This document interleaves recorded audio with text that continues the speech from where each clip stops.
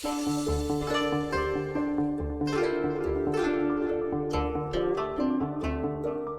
अजून दुकानावरनं परत कसे आले नाहीत?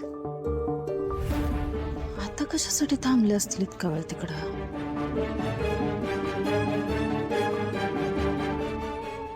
आजी आजी काय रे बाबा? आजी बघ ना ग पप्पा माझ्यासोबत लय वेळ खेळले नाहीत. अरे ड्युटी करून दमला असेल त्यो. अगं दमले नाहीत, ते कुठेतरी बाहेर गेलेत. हा? कुठं गेला आणि आतापर्यंत खेळत होता की नाही तुझ्या संग? हो खेळत होते, पण मग मी ते झाडीत बॉल मारला नाही का, मग ते तिकडे गेले आणि मग तिकडे बराच वेळ होते. मग त्यांनी मला बॉल दिला, मग घाई घाईने कुठतरी निघून गेले. असं हाय का आता? अगं, एवढा रातचं कुठे गेला असेल ग सुधाकर? आजी त्यांना तू बोलव ना, मला खेळायचं अजून त्यांच्यासोबत.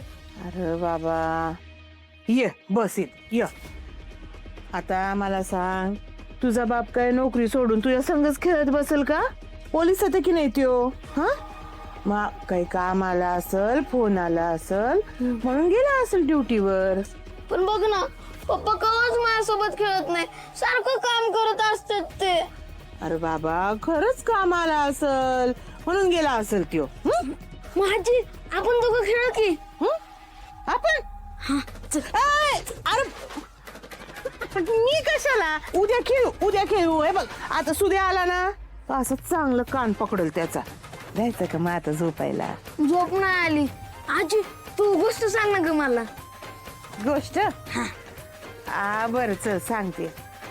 कावल्याची सांगते. हे बघ त्याची आहे ना सशा संग लागती शर्यत आणि वाटेत भेटतात द्राक्ष. सुधाकर भाऊजी असे अचानक का निघून गेले असतील? काय काम आलं असेल त्यांना? परत कुठला पुरावा तर नसेल ना गावला? लाले गोपाळ आला का ग? कुठे दिसना बी झालाय. बाहेर गेलाय का त्यो? नाही बाहेर नाही, दुकानावरच असतील. आता त्या आजूबाजूच्या गावातल्या जत्रा सुरू होतील ना, त्यामुळं काम वाढलंय त्यांचं. मला सांगितलं त्यांनी लेट होईल असं. बर बघितलं केवढं कष्ट करते माझं लेकरू. कवा त्याच्या मागचं कष्ट संपणार आहे की देवास ठाऊक.